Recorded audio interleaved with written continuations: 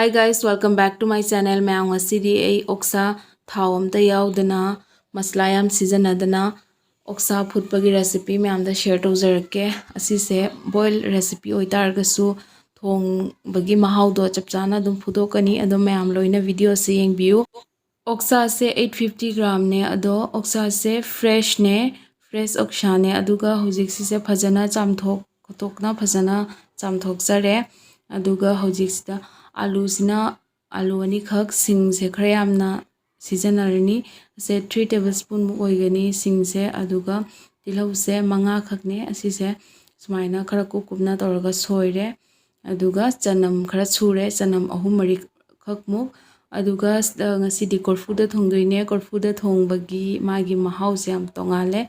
aduna hojik korfuda thongani oksa singje loina hapchale aduga hojik alu si chu hapchale aduga ngasai gi chana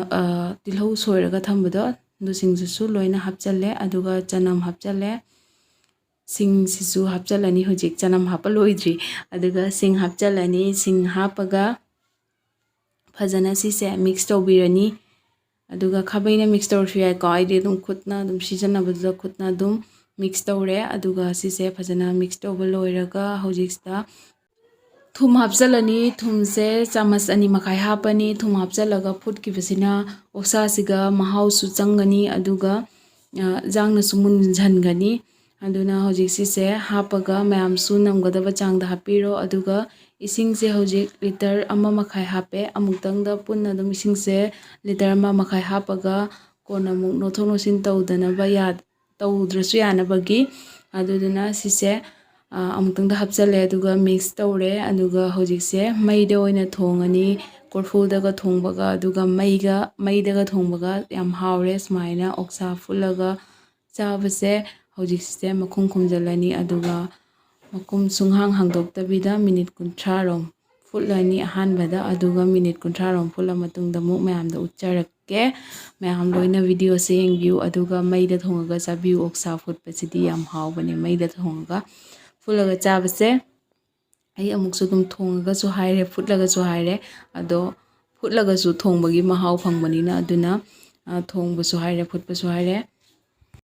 यंखंग चामचमा मखाई हापे अदुगा मोरोक चामचमा मखाई हापे मोरोक से सहानिंगद्रगसु लिकना चामचमा हापिरगसु याय हौजिकस्ता meet मसाला चामचमा गरम मसाला चामचमा अदुगा हौजिकसि से mix तौरनी अदुगा सिगना सामरोई से खरा यामना लेरगदी खरा यामना दम हापिउ अदो होजिक सामरोई सिगी फ्लेवर से गी महाउ सिदी करी हाइरुनी अदुगा होजिक सिसे पुखाय मा फुटली अदुगा मैम दसु यंगहलके होजिक से कमाई तौगे बिदो मकुम हांगदोगा अदो मैम सु ओक्सा से फुटलगा चाबिउ मकुम से हांगदोक्सरे अदुगा सुमाइना तौरे मनुंगदा फजना बॉईल ओइरी होजिक से अदुगा होजिक सिगा पुंखाय मा फुलबा मतुंगदा होजिक मसला सिंग से लोइना हापचलनी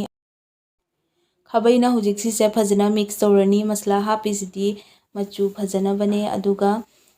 महाउ सो दुम खरदी तोंगाले अदुगा मसला सुंग आप हापतना मैम ओक्सा फुटपगी रेसिपी